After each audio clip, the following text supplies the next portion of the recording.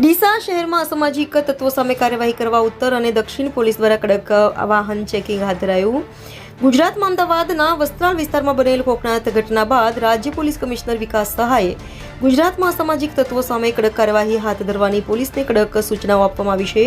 ત્યારે બનાસકાંઠા જિલ્લા પોલીસ વડા અક્ષયરાજ મકવાણાની સૂચનાથી ખાખીની તાકાત શું છે જે બતાવવા માટે અસામાજિક તત્વોમાં ડર અને કાયદાનું ભાન કરાવવા સમગ્ર જિલ્લા સહિત ડીસા ડીવાયએસપી સીએલ સોલંકીની ઉપસ્થિતિમાં દક્ષિણ પોલીસ સ્ટેશનના પીઆઈ વીએમ ચૌધરી અને ઉત્તર પોલીસ સ્ટેશનના પીઆઈએસડી ચૌધરી સહિત પોલીસ જવાનોએ રાત્રિના સમયે ડીસા શહેરમાં જનતાની સુરક્ષા માટે સરપ્રાઇઝ કડક ચેકિંગ હાથ ધરવામાં આવ્યું હતું. રિપોર્ટર નગીન સુંદેશા સાથે India 24 news Deesa. Okay, DGP શ્રીના આદેશ બાદ ગુજરાત પોલીસ દ્વારા અને ખાસ કરીને બનાસકાંઠા પોલીસ દ્વારા તમામ એવા ગુંડા તત્વોની એક યાદી તૈયાર કરવામાં આવી છે કે જેઓ અસામાજિક પ્રવૃત્તિ સાથે સંકળાયેલા હોય, ખાસ કરીને શરીર સંબંધી ગુનાની સાથે, ખાસ કરીને વારંવાર ચોરીના ગુનાઓની સાથે અને પ્રોહિબિશન અને એનડીપીએસ જેવા ગુનાઓની સાથે જે લોકો સંકળાયેલા હોય.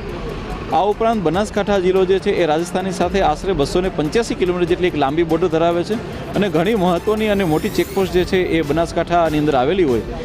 આ તમામ ચેકપોસ્ટો ઉપર પોલીસની સંખ્યાને વધારી અને ત્યાં જે છે એ વ્હીકલ ચેકિંગ હાથ ધરવામાં આવેલું છે.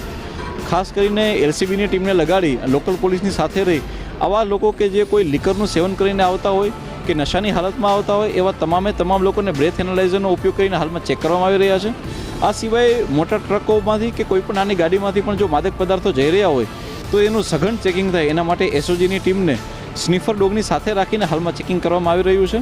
આ રીતે જોવામાં આવે તો તમામ ચેકપોસ્ટો ઉપર ખૂબ મોટી સંખ્યામાં પોલીસ અને જીઆરડીના માણસો દ્વારા એક મોટું હાલમાં ચેકિંગ કરવામાં આવેલું છે, જેથી કરીને કોઈ પણ અસામાજિક તત્વ જે છે એ આપણી બોર્ડરમાંથી કોઈ પણ જગ્યાએથી એ નશીલા પદાર્થોને એ અંદર ના લઈ જવી શકે. 2025માં બનાસકાંઠા પોલીસ દ્વારા જે પ્રોહિબિશનની કામગીરી કેવી રીતે હું આપ લોકોને જણાવવા માંગીશ કે માત્ર 2 જ મહિનાની કામગીરીને જો ગણવામાં આવે તો એ બનાસકાંઠા પોલીસ દ્વારા ખૂબ સારી કામગીરી થઈ છે.